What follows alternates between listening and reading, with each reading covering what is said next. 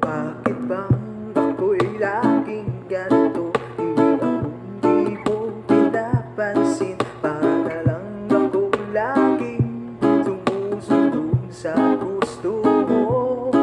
Lagi kitang inaalala.